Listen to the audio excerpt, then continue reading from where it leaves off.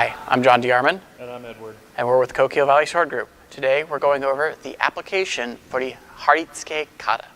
We're going to begin by demonstrating it, and then we'll break it down bit by bit so you can see how it goes. So for the demonstration, I will be uchidachi, Edward will be shidachi.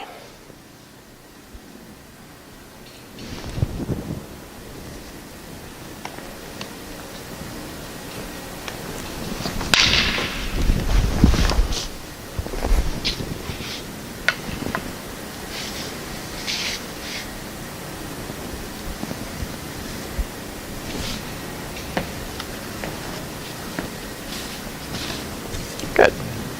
Pretty simple, pretty easy.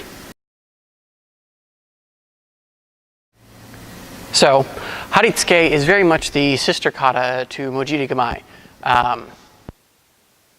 Kata, like Hasso and Ukinagashi, we just mirror the form. Tsuke goes, hey, you know, you're big boys now. You know that you can do tsuke just Mojiri Gamai just on the other foot. What we're going to do is we're going to take that same kind of motion that you learned in Mojiri Gamai and apply it on the opposite side, but with a twist, right? This is also the first introduction to kind of the grappling side of Hyoho. And it's the first time we use this sort of soitezuki grip. So let's start from the beginning of the kata and work our way forward so we've got some even progression, right? So I'm going to be shidachi, good guy for this. Eddie's up in Hasso, I'm down here, we take our steps, bum, bum, bum, bum, bum, bum, bum, bum, right? Now in the kata, on the second step, you transition into that grip where you're gripping between the monouchi and the nakamoto, right? Or nakahodo rather. And again, it's done with that sort of toraguchi, right? The mouth of the tiger. Tiger. Right? And it twists, and that's what sort of locks it into place. In reality, though, if dude's up here in Hasso, you're not going to be all like, yes, I am, oh God, right? Because he knows what you're going to do. But for the kata, because we want to get people used to getting into that position firmly and consistently, we don't want them to just rush and say, okay, and you're going to step and grip and see what sort of mistakes happen exactly, right? What we want is the grip so they can focus on just the two together, right? So next is the step out of the line, right? Boom. Here, in the pause version, it's the same step as in Mojiri Gamai. In other words, a straight across cross step. In the no pause version, right, we come to it, and it's more like the step in Ukinagashi, except that we aren't giving a lot of rotation to our shoulders. We want our torso very square to the opponent as we move through this motion. This means that we can still sort of work our tools directly in the same time that they're attacking, as opposed to Ukinagashi when we use it defensively, where we're forced to work in the after time, again, when we apply it defensively like that. So a little bit more utility, a little bit harder for them to see, a little bit more dangerous for us, right? We're not really, we're not clearing that body out of the way with as much of a degree of safety, right? So the next part, the block. This is kind of an interesting piece of work in that we are really working to take their sword offline and away. In Ukinagashi, right, we want them to have the sense the whole time that they're going to succeed. In tsuke, it's the opposite, right? We want them to have the sense that they have failed and that they are in trouble and that they have to clear the heck out of here. We really want to push them with this kind of feeling to produce that kind of panicked psychological state that drives them rearward. If, of course, we're giving them enough time to see what's going on, which we don't necessarily have to do. After that, in this Haritsuke version, we've suppressed them. This is fundamentally no different from this position, except rather than suppressing through direct contact, we're suppressing through position, right? He can't bring his sword to me before I bring mine to his, because I've got the straight line. So he has to retreat. He retreats. I'm out of the picture. That's okay. And I follow, right? Now, with this, you see Eddie moved back, expeditiously, right? He didn't want to get stabbed. And I just followed through into a normal sort of shoot-on type thrust to his core, where I'm aiming, right? Because he's trying to move his hands out of the way to get around this this middle space. He's got to orbit his sword. He can't move it into the space efficiently. And so that's why I can follow in that straight line. Now, of course, in the direct kata version, he clears and goes to Hasso. And I move in with that same grip, pop, with this feeling of boom, like, yeah, exactly like a battering ram, or like those big temple bells, right? Pull it back, boom, and go in. Except for not really pulling it back at all. It's just more of a forward. Yep, all forward, all straight, control, control, control, right?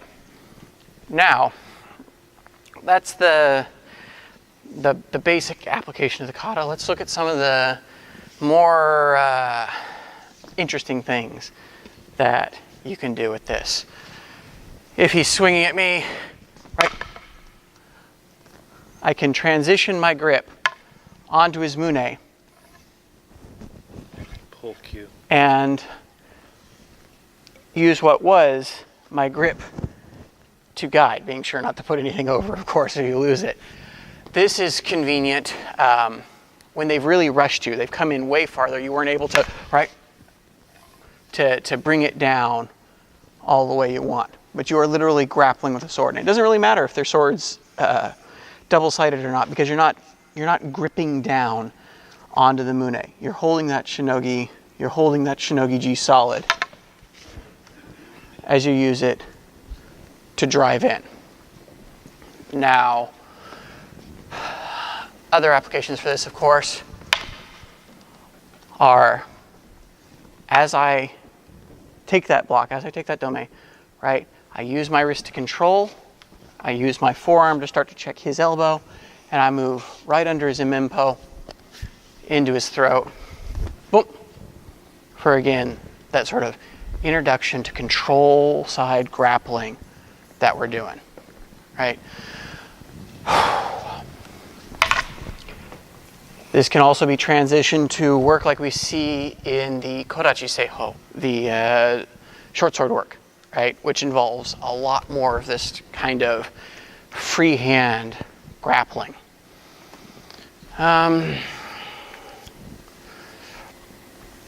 Of course, if you're inclined to, or the distance sort of requires it, you can take this right into a cut as part of your sort of initiate motion. Bomb, bomb, right? Take the wrist, Control.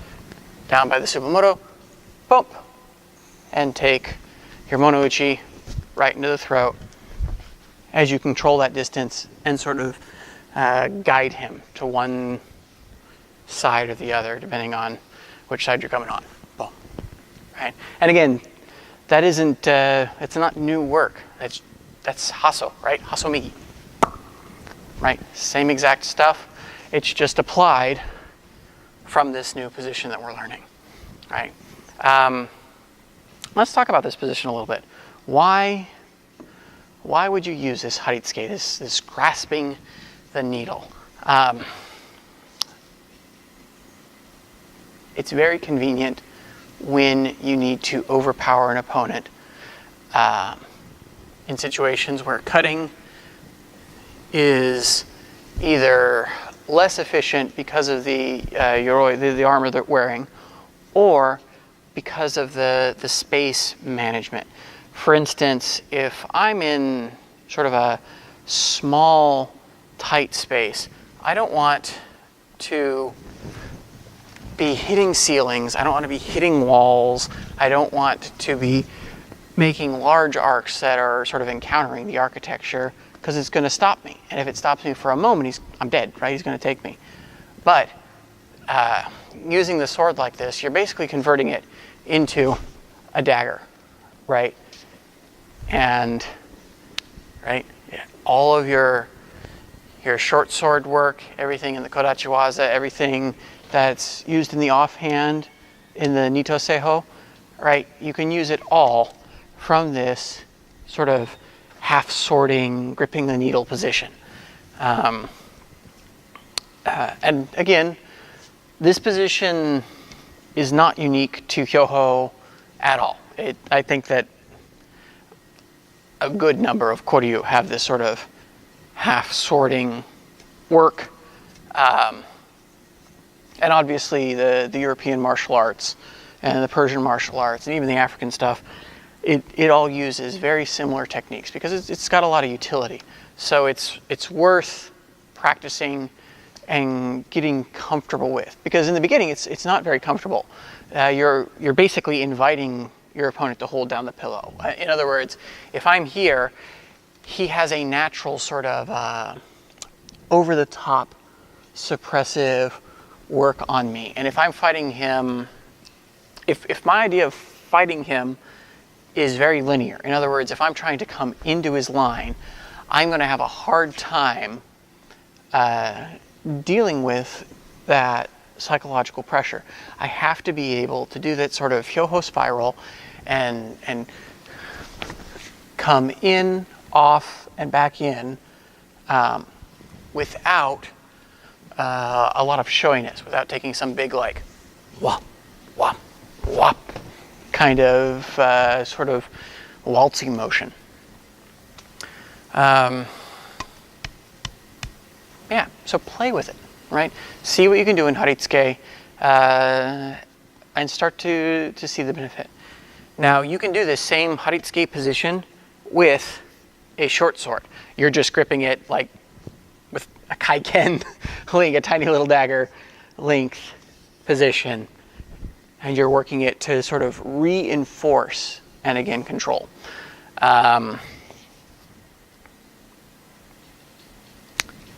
So what I think we'll do next is do some Fukuro Shinai work so you can get a sense of what this can look like in sort of more active fighting, right?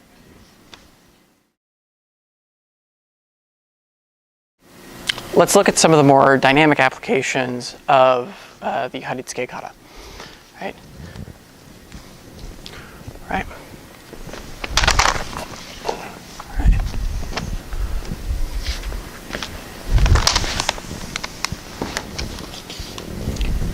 Same method, same control paradigm, but done with the sword in two hands in the same way that Mojita can be done. Right? Pin, control, and press. Right? Oh, yeah, get your distance. Right? Bump. Bump. Bump.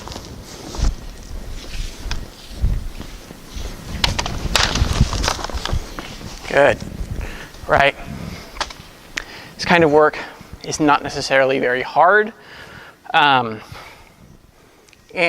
when you do it and actually start going against people that are resisting, you'll find that you feel very strong because you have this kind of support frame. Triangles. Right. It's a box, but yeah. So it gives you a lot of confidence very quickly.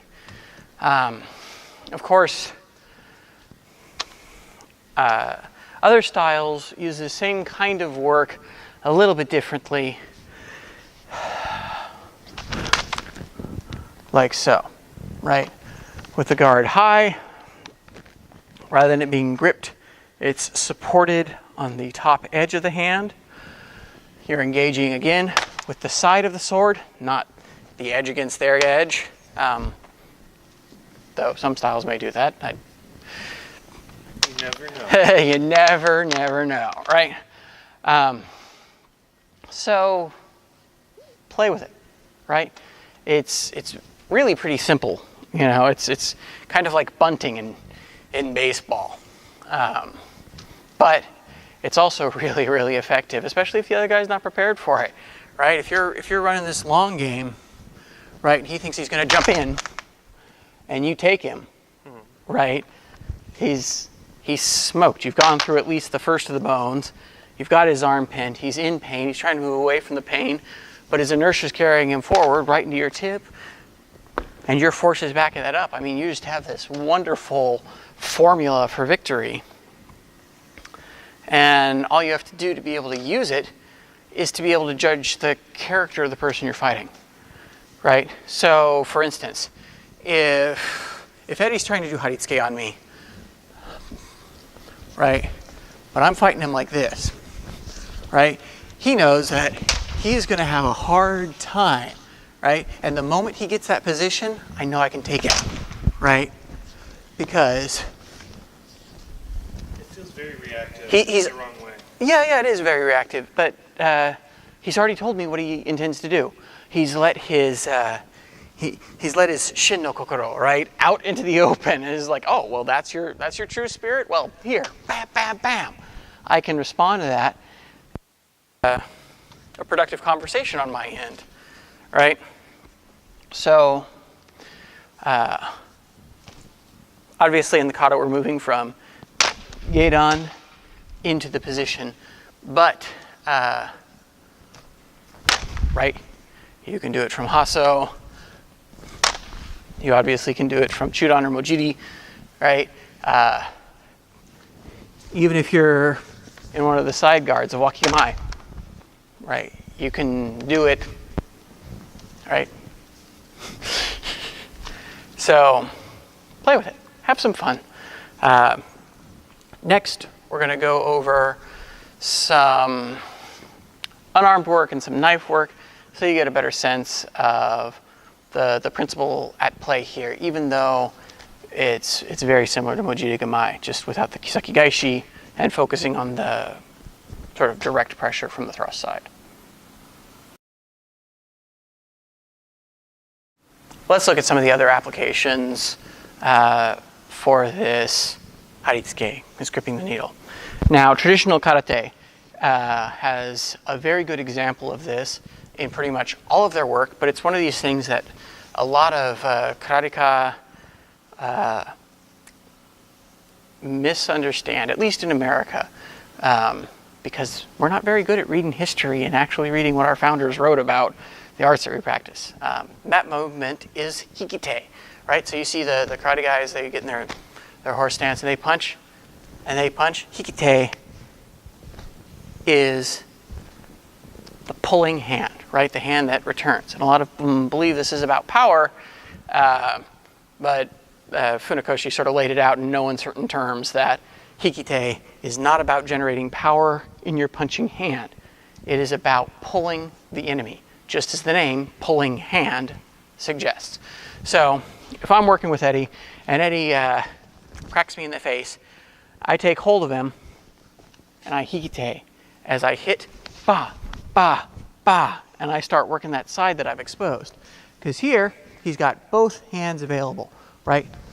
Once I get that pull on, right, and if I know how I've got good work, I can begin to apply sort of wrist locks if he doesn't know what to expect, right? Bop, bop. It's a very powerful way of kind of getting control of your opponent. It's very grappling, right? And of course, you could do this just identically to the kata and be like, oh, he's punching, and I step off the side, and I follow with my thrust or whatever. But doesn't generally work out that way unless the guy's really unskilled. How it does tend to work is in that, right? This sort of quick in, choke the elbow so it can't become free, work the face, work the joint, right? If he starts to pull away like he's trying to, other way, rip, like he's trying to wrench out, you can start to Suggest not to. work the liver. Yeah. Well, it's like they're trying to get that hand free. A lot of people will step, tightening up those muscles, and you just say hello to their liver. Now, you can do the same motion inside or outside of their hand. So we did it to the outside, right? You can do it to the inside. Now, some people will rightly say, well, yeah, you can do that because he's going slow, right? Because punches happen quick and it's really hard to grab them. And that's absolutely true. But it's the same is true with haritsuke, right? If you're fighting somebody who knows what they do, right, the moment you begin to get that block, they understand where it's going. And they're already trying to work out a way. They're trying to not let that choke close on them so that they can continue to work and try and sort of salvage their position. It's the same thing here. But when people don't know, you can get them easy. But here's the thing. Even if they are skillful and they can come out of the suppressive part of it, right, you still are protecting yourself. You're still accomplishing your primary goal, which is to not die, right? As long as you keep living, you can get them eventually, right? But the moment you start to disregard the danger that the other person represents to you, we start doing things like, I'm just not going to move my body when I hit, right? And start eating their attacks. And it's not, we don't suggest it, right? Move your body. If you're in range to hit them, they're in range to hit you, right? We just talked about this in the last article of the Heiho Sanjuko Kasho. So,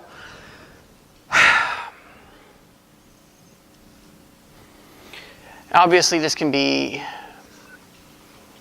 extrapolated into lots of different work, right? If I want to do a takedown, I can just do it like an arm drag. Parry, bump, work from the elbow, and drag him down, get my knee behind the elbow and start to leverage it when he's on the ground to control him. I can do the same work to the inside, doing that same control and twist, and do that leg sweep to drop him. Again, use my knee against the back of his elbow to start to work. The principle is a lot more common than the work sort of gives away at first. And once you understand it, this sort of idea of like, right, control them, right? Put them into a place where they cannot easily hurt you and to where they're vulnerable and where their basic choice is to retreat or take a beating. That is this haritsuke. You have gripped the needle, not just the needle of your sword, the needle of their sword, right? So let's go ahead and look at this applied with some knife work, right? I'll go ahead and whip some of these out. Oh, you got the kitchen shank. Right, so the obvious application example that comes to mind is hooking with gakkateuchi, right? So the person cuts or swings or whatever, bump, bump, bump, right? Cut, hook, and work from there. You want to flip it around so they see it? Yeah. On this side. I can do it left-handed, right? Bump, bump. You're just making a V. Right. I get that bite on where I'm trying to move the knife to the side of my hand. Bump like a pair of scissors. From there, all the stuff that we could do before, we can work. I can just check the elbow and start coming in to work into his body. It's all the same. All right? If I want to do this work forward, right, and he comes to attack me, right, I roll, I suppress, and I do the kata almost verbatim, pop, pop, pop, but with the knife, right? If we're trying to do this in free play, right, and he's just cutting or stabbing at me or whatever, pop, pop, pop, pop, right, I can get that same off the line, suppress, control, right? Off the line, suppress, control, work that gives me advantage. You can do it to the inside too, right? They're coming to work at you, boop, boop, bah, right? Control, suppress, work. This is, aside from the, go ahead, grab your sword bit of haritsuke, it's a very intuitive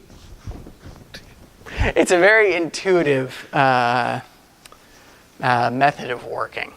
So it doesn't, or at least for me, it didn't take a lot, because it just kind of gelled, right? Maybe it'll be different. I don't know. Right? I think that's pretty good for demonstrations. We don't want to muddy the water with too much. You poke them. Yeah. So, next kata video, we will move beyond the motions that, because we covered our basics and we've covered our more direct fencing strategy, which is these two katas. From here on, Nagashi Uchi, Torobori, Kazuki, Aisen Uchidome, and Amashi Uchi, they don't present a lot of new ideas. Instead, they go, okay, those basics that you learned before, we're going to take those and we're going to really refine them and put a little stress into it, right? And so this is where you really start making the refinements to your work. So, as always, if you want to understand this work, you got to pick up a sword and go train.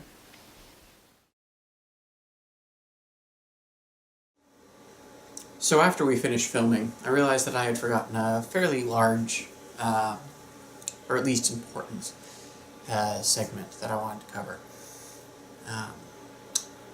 In the sort of contemporary Musashi mythos, there's this idea that Musashi was self-taught, or what I mean to say is that he never received any substantial martial arts instruction from any teacher. This is simply not the case. We have good record that indicates that Musashi received his Menkyo Kaiden under his father Munasai in the art that Munasai devised, Tori Ryu, or Tori Jitte Ryu. Now, as the name suggests, Munasai was well known for his use of the Jitte, the arresting truncheon. Jitte is shaped similar to this. This is not a Jitte, it is a child's-sized sai that I've removed one ear from, so that I can work against Boken easier. Now, the impact that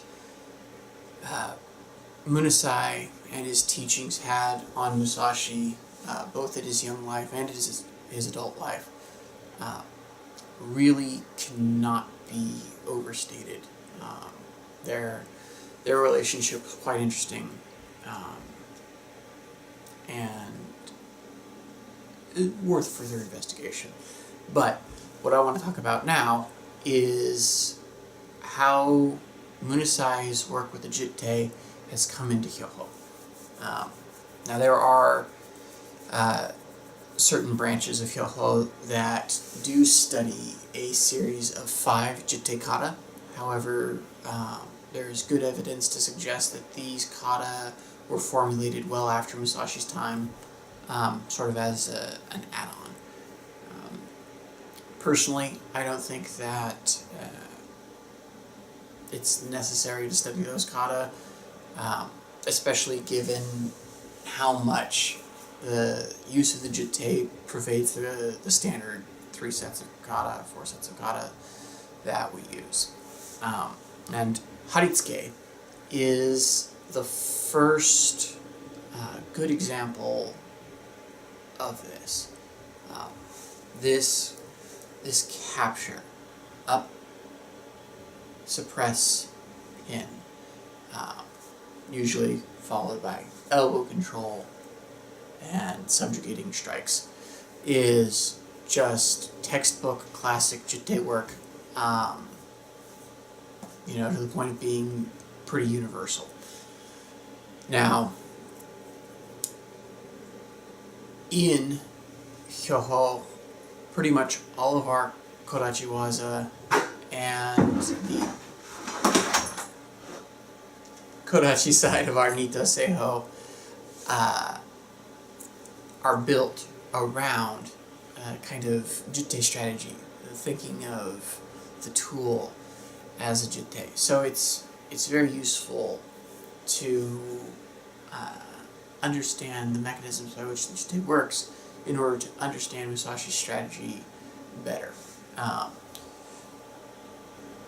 Trying to really get to the heart of the matter without understanding the Jitte would be like trying to understand Musashi's work without understanding Buddhism, or without understanding the sort of Taoist concepts of Inyo.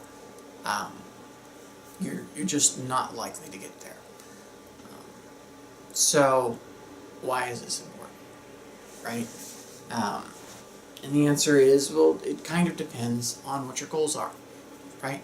If you're the type of person that sees Musashi as kind of this, like, real-life, living superhero character that you want to emulate, or that you're trying to sort of internalize some aspects of, you want to have a connection with that character, then this is not very important, right? You just learn Sasen, learn, Ukitagashi because it looks a little flashy, and you're pretty much good to go. But if your goal is to follow the path that Musashi walked on and really go after what he was going after rather than going after him, then you need 2 things, right? You need to understand where he started and where he was going, right? And once you have those 2 points, the sort of the context and the history and the ideas that sort of fertilized the soil for his growth and the development of his ideas and his end goal, then you have the map, right? You've got that path that you could follow, the same one that he sort of trod. And in doing this, Musashi becomes less like a superhero and more like a human being who is just on that path, like a guide, sort of leaving breadcrumbs behind him, saying, "Hey, this is how to get to where I'm at,